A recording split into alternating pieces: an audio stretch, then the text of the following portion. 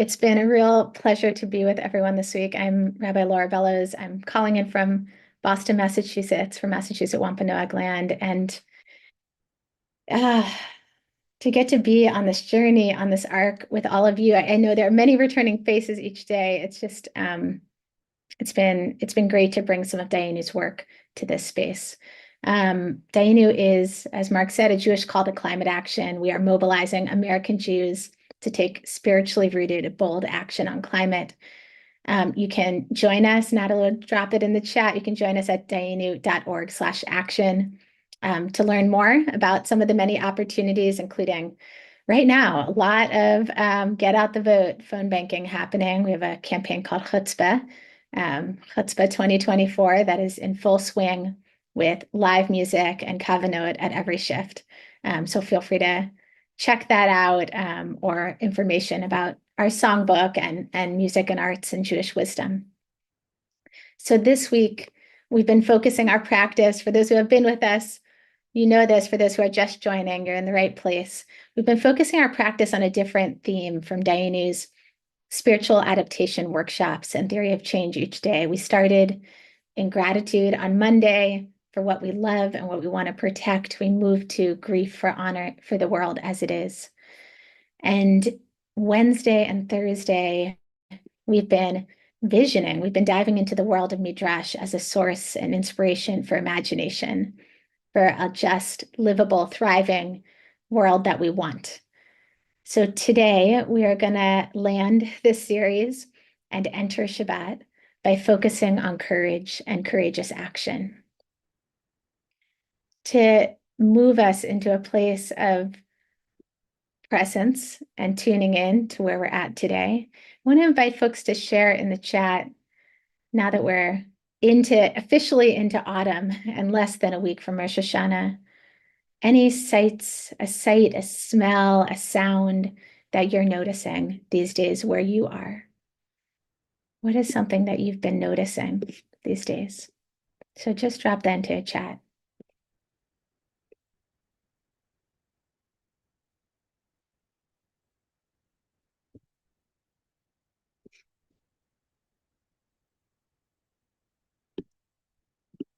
Yes, lots of autumn leaves, fall crunching, all the changing colors. A hawk and Canada geese starting to migrate. Cooler temperatures. Mums. The tomato plants all drying out. Yeah, there's been a shift in sunlight and cooler weather. We're in a time of transition. High holidays will soon be upon us. And as we move into practice today, I also want to say that one part of our country that I am holding in my heart is the areas that are still being affected by Hurricane Helene right now, throughout Florida and Georgia. I have friends in Western North Carolina.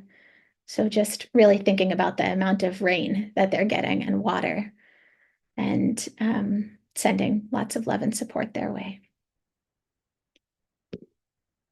So take a moment, you can take a breath or come to a place of exhale, whatever that may mean for you. We are going to learn one more midrash, and this is one that I call it a midrash. It's mentioned in a few different places, Perkei Rabbi Eliezer, Sota 37a, which is Talmud. It's one that is probably familiar to many, but we're going to look at it through a slightly different lens. And it's the story of Nachshon. So the story goes, as we've been telling it at Dayenu, the story goes that there is an Israelite standing facing the Sea of Reeds, and standing in this moment that in some ways was all too similar to some moments we find ourselves caught between a rock and a hard place, in situations where we can't go forward and we can't go back. where we are facing what can feel like insurmountable odds. So this brave soul named Nachshon ben Aminadav from the tribe of Judah decided to take courageous action. He assessed the dangers that were in front of him, a sea that did not seem to be going anywhere, and the dangers behind him, the Egyptian army approaching. And what did he do? He took a deep breath, and inspired by the urgency of the moment that he was in, and concerned with the fate of his children and his tribe, he approached the sea and waded in, first his feet, and then the water reached his knees. And I can imagine what it must felt like to have the water reach his stomach and continue to rise as he waded into the soft seabed. But nothing seemed to be happening. So he kept going till the water reached his chest and his chin, until just his mouth was above it and he could barely catch his breath. It was at that moment that Moshe, standing and praying deep in his own prayers, saw that his beloved nation was on the cusp of drowning. He realized what he needed to do instead was to take action. So Moses lifted his staff and spread his hands over the sea, and with God's help, the children of Israel were able to enter the sea and cross through those mirrored walls onto dry land. And so it was, following Nachshon's lead, that Moshe finally acted as the leader that we needed him to be. And the seas split and allowed the Israelites through to the other side of peril, to this place of possibility. So here we see in action the teaching from Pirkei Avot 2:21, this teaching of Lo alecha chamlacha ligmor v'lo ata ben chorin lihibatel mimena, that it is not upon us to complete or to do the entire work, but also we cannot desist from it. Nachshon did not do it all himself, but he also did not wait for others. He took on what he could take on, what was his to do. We need a lot of Nachshons right now, advocating for brave and bold solutions, encouraging those in leadership to make climate a priority. We too, like our ancestors, are determined. We are tenacious. Perhaps we are chutzpahdik when we need to be. We too have the power to move the needle on this crisis, not alone, but with each other, and at a level that justice and the urgency of this crisis demands.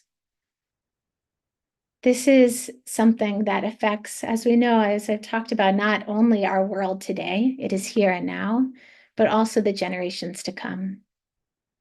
So when I think of the Nachshon story in this way, I wonder, what would it mean for each of us to take the kind of courageous action in the face of the peril of the climate crisis? What would it look like for each one of us to really act a little bit beyond our comfort zone in a bigger and bolder way that could help others to step up, to move, to shift? I'm dropping that question in the chat. What would it look like for each one of us, again, as individuals, but acting as a collective, to take action in ways that are the next step bigger, the next step bolder? So I invite you to, before we move into meditation, to take a moment, if you have something to write with nearby or a place where you can take notes. Just take a moment and think about, or write down, jot yourself a couple notes. I like to think of it as writing yourself a micro postcard what might be your nachshon, next steps?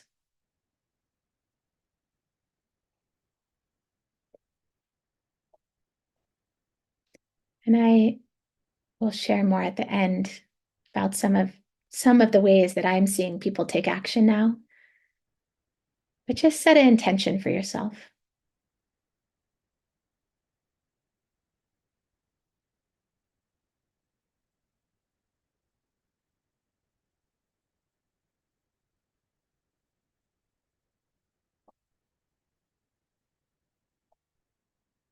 We have no shortage of courageous ancestors, from those of the Torah to those of our day today. I suppose they're not ancestors, those of recent generations. We are supported by, and I would even say compelled by, those who have come before us to do what we can for what comes, the generations that come beyond us. So as we move into meditation, I invite you to contemplate, where is my place? Where is my nachshon action? What is it? Dr. Elizabeth Ayana Johnson talks about a Venn diagram in which we can think about the needs of the world, our own gifts and interests, and the needs of this moment. And how do we find our place in that?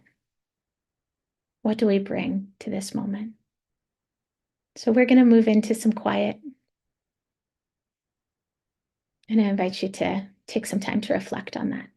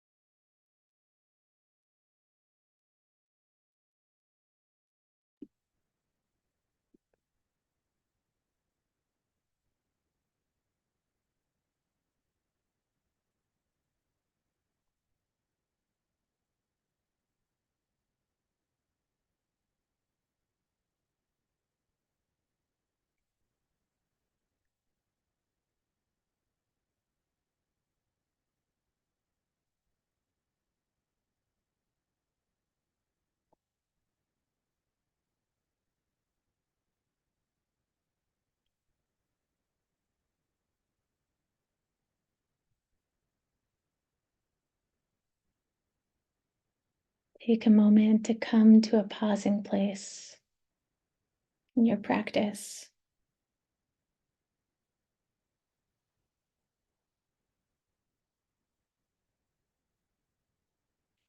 Notice what is coming up for you today.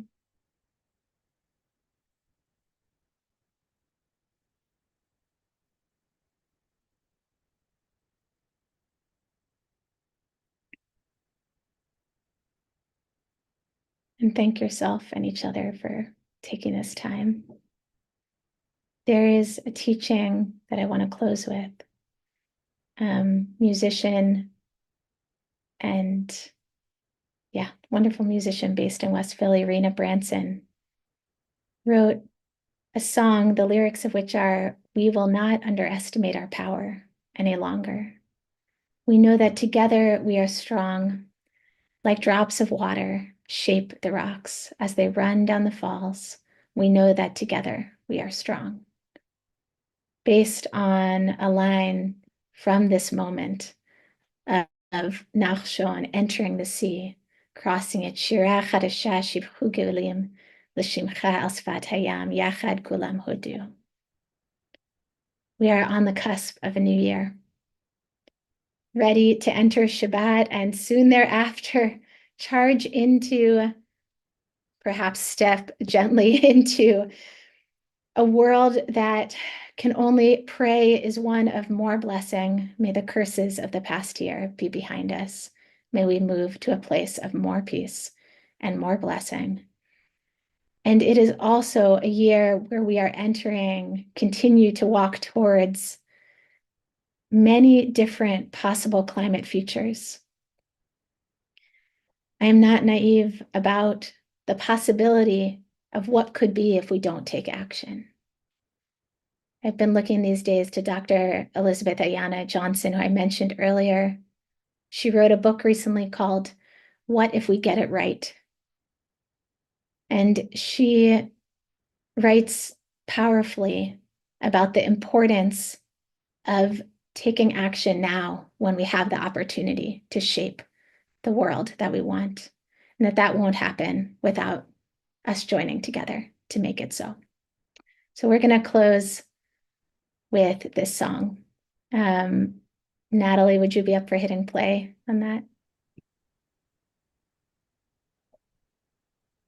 Thank you. Underestimate. You can just close your eyes if you want and listen. Power any longer. We know that together we are strong.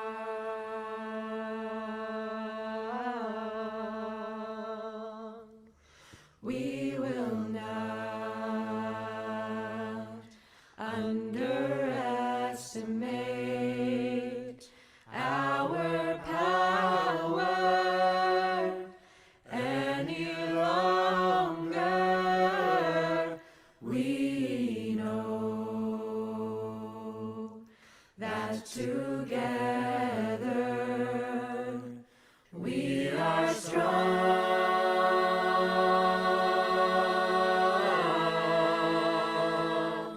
Like drops of water shape the rocks as they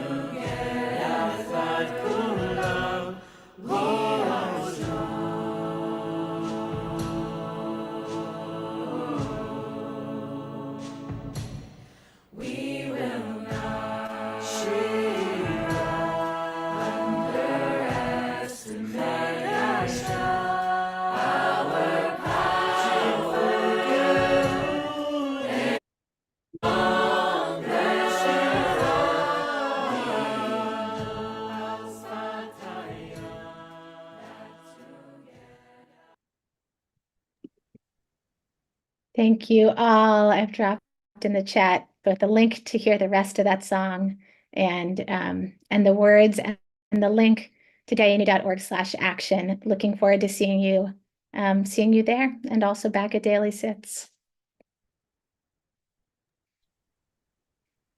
Thank you so much, Rabbi Laura Bellows, for this beautiful practice today, beautiful week of practice. Let's seal it as we do each day, by offering those of you who are in mourning or observing your yahrzeit, or if it's your custom to join in the Kaddish, to do so. If you're not reciting Kaddish, as always, we ask for you to please stay present for a few moments to support those who are.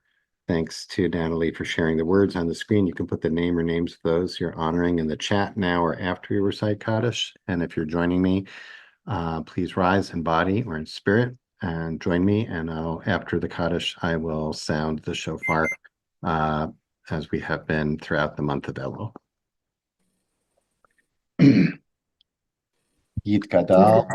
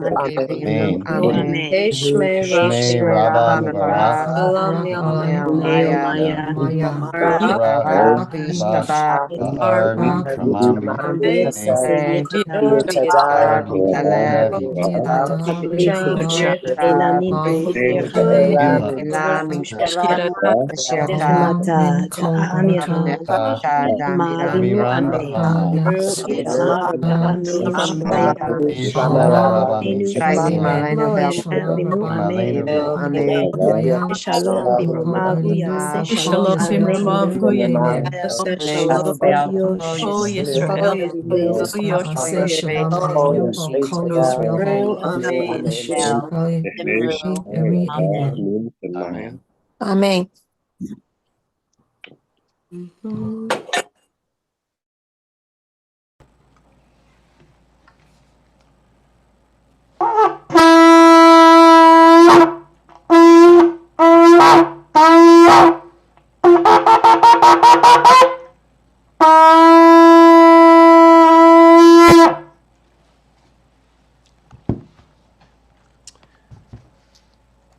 Again, everyone, thanks for being with us this week and today. If you missed any of the sessions, you can visit them or revisit them at our YouTube channel.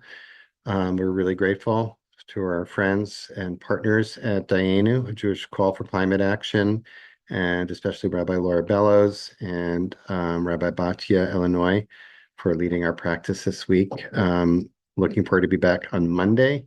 Chloe Zelka will be leading our practice on Monday. It's a possibility she may not be able to make it, in which case I'll be leading. Now I'm blanking on who's leading. John Silver will be leading on Tuesday, his final session on blowing the shofar, and Rabbi Shir Meir Fight will lead us on Wednesday, Erev Rosh Hashanah. So we'll look forward to closing out 5784 together and preparing for Rosh Hashanah together. Many thanks to Natalie Rashanoff for holding our space today, as always, beautifully. And as always, you're invited to stay on for 15 minutes of conversation and reflection on this week of practice with Rabbi Laura Bellows. And if you're leaving us, I want to wish you a Shabbat Shalom. Hope you have a sweet and restorative Shabbat and weekend, and that we'll see you back here on Monday. We'll bring Laura in. And if you have a question, please put it in the chat. And preface it by writing question all in caps. And I also had the link to Rena Branson's song Wind Up, so I'll just throw it in. I'll throw it in there as well. The same song? Yeah. Oh, no, I love had it. it. I mean, you had yeah. Great. I'll also just give a shout out that I'm excited to hear that Chloe hopefully will be able to lead on Monday.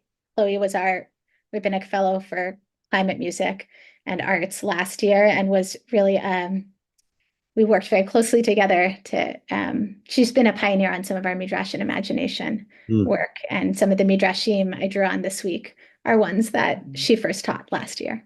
All right, so it's Bashir. It's great. So Laura, let's retrace our steps a little bit, okay, about how we got here. And then I have so I have want to ask you something about today's practice too. So we started with gratitude, right? Mhm. Well, first I want to preface it by saying that it strikes me that the model that of spiritual adaptation that you are offering relating to climate crisis and climate action uh, feels to me so applicable across the board to all the issues that we face, which feel so daunting and so overwhelming, whether it's the Middle East, whether it's threats to democracy, whether it's anti-Semitism, you name it. This model seems to me to be quite helpful. Just I want to retrace our steps because, we move pretty quickly through things, but we started with gratitude, um, which I think is so, which one I want to underline that in terms of, strategically how to address the sense of overwhelm that we can feel, to start there is quite significant, to start from a place of feeling stable, appreciative, and recognizing the good. So, Mhm. and then we went from there to now, once we have that, then you can be open to all the challenging emotions that on Tuesday, grief, fear, et cetera, guilt, shame, um, anger, all, you name it. And then Wednesday and Thursday were devoted to engaging the imagination, right? Being able to envision Yeah, and I possibilities. would even say sometimes I think of that as possibility thinking, that it can be very hard to get there anyway, but Mm-hmm, it's especially hard to get to a place of imagining the world we want, not just mm-hmm, dystopic futures. mm-hmm, If we haven't taken a little time to ground in gratitude, to name, to articulate some of what uh, is hard about being in this moment, in this world, and to yeah, kind of, in some sense, free ourselves a little bit to be able to see beyond our realities right now. yeah. Which is, you're right, is really, really difficult. And the example so using midrash, which is, the rabbinic way of engaging the imagination, right?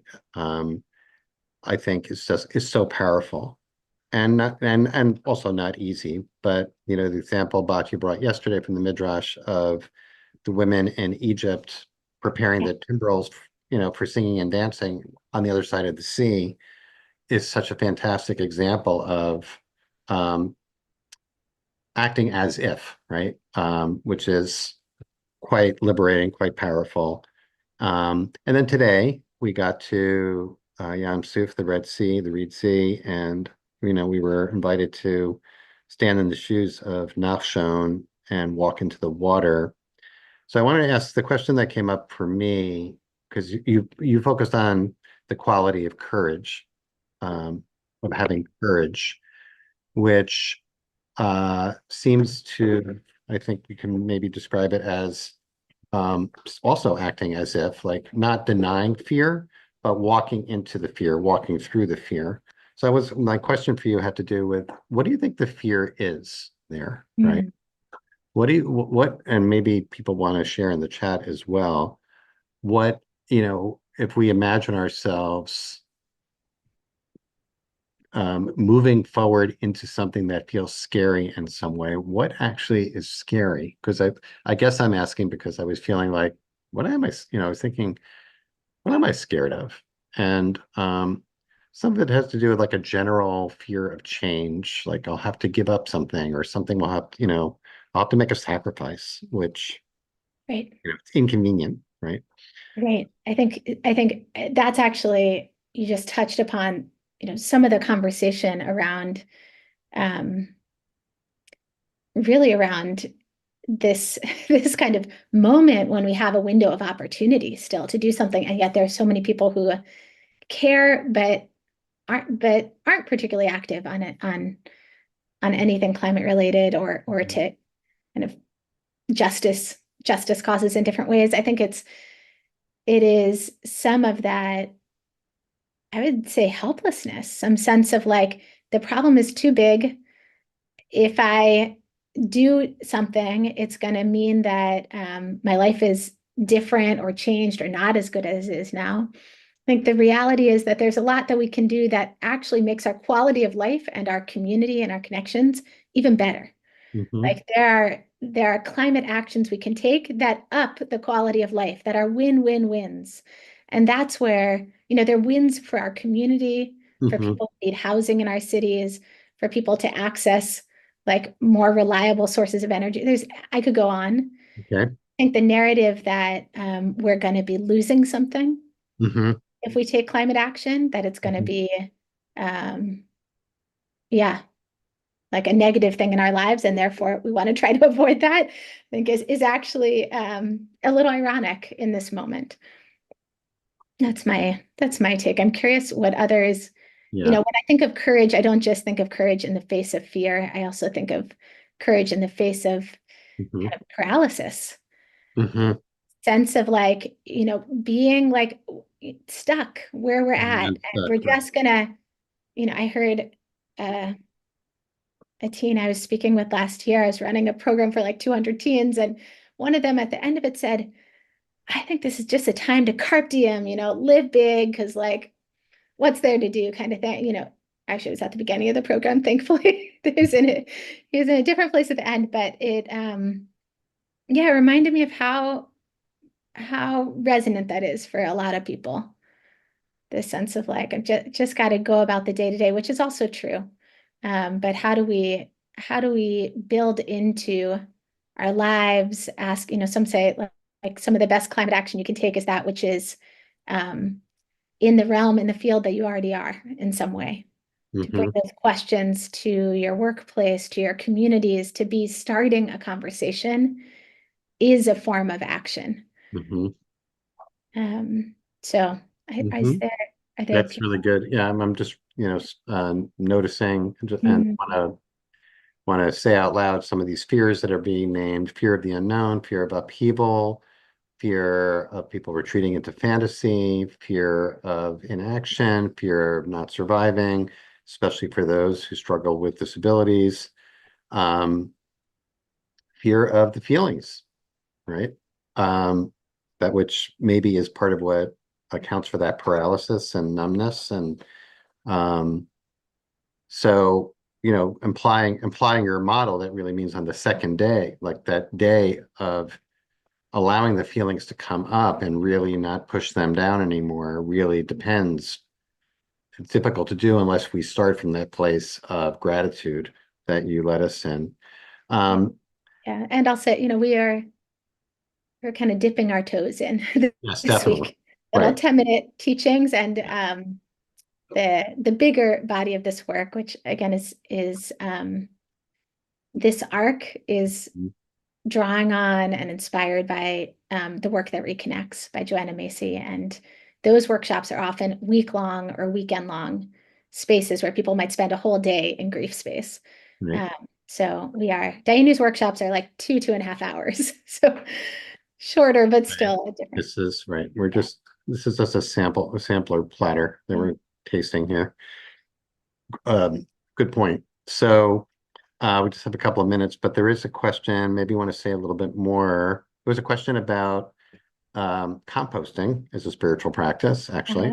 Be interesting to hear a little bit more about that. And maybe if you could say a little bit more about the chutzpah campaign, that would be great too. We can close since today's focusing on action. That would be a good place to end. Great. Great. I don't see the question about compost, but I think the question is about is compost like composting as a spiritual practice. Great. One quick word about that. Rabbi Natan Margalit and I taught a class called Compost as Spiritual Practice some years ago, and if that is one of your practices, run with it, go for it. I think as I often think of the power of individual actions, whether like a backyard composter or even like getting our kiddush at our synagogue to compost as being, which is not individual, but is on the scale of one institution, as being building blocks and cornerstones. We need them, and we also can't stop there.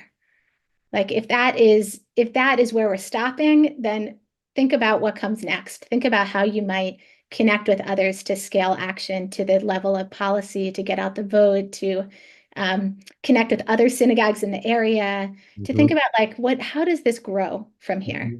mhm, mhm, It also, I would say, as a spiritual practice, the compost is certainly like, we have our insides matching our outsides, like being able to practice what we preach and feel a sense of integrity in our lives. One word about chutzpah, we call it a chutzpah because we know that Dayenu means enough. We have enough. We've got the determination, the tenacity, the chutzpah to mhm, make a difference in this time. Chutzpah is a nonpartisan get out the vote campaign mobilizing infrequent voters who have listed climate as their top issue to get out to the polls in key states. mhm. So we are calling people across the country. We usually have multiple phone banks a week. And every one of them, I get to coordinate live musicians to join us to end our shift with music. And we start with a kavanah, with a word of intention. It's been great. And they are every shift we've had has been growing steadily. So join us.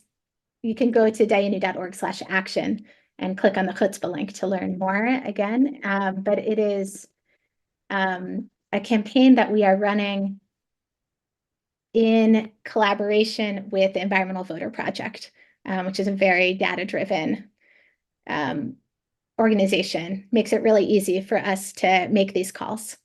Happy to share more with anyone interested. I'm also going to drop my email address in the chat if anyone wants to reach out or connect. Oh, whoops, that's just my name. Would love to hear from you. While you're putting it in, Laura, we'll wrap up. Just want to thank you for that, and also note that the lyric in Rena's song about like water, like drops of water on a stone, that in terms of a spiritual practice, that there's so many opportunities throughout the day that may feel so small, right? But noticing those opportunities, whether it's just turning out the lights or, turning off unnecessary energy, little things, walking instead of driving, like little things make that into a spiritual practice. And we could just notice in that moment, like what's going on that like leads us to say, oh, it's not going to matter. Like, right. That's a voice I can go in my head. Yeah, oh no, it can matter. This one matters. So we really get a chance to apply this week of practice throughout the course of the day in really innumerable ways. So I want to thank you for that. I'm looking for this just to close. There's like a lot of appreciation, Laura, for this week. Uh, well, someone wrote something beautiful who said that this was life-changing this week. So It's been very sweet to be here and really looking forward to building on this for anyone who's interested. same here. Thanks so much for all you're doing. And I want to give a shout out to Rabbi Jenny Rosen, who founded Dayenu, who had the vision to start Dayenu. It's really quite remarkable. And it's wonderful to see the fruits of her vision, being realized. Yeah. So thanks to And Natalie. Jenny, who from the get-go knew that spirit, that spiritual practice, that spiritual audacity needs to be a part of our action. Exactly. Right. Yeah.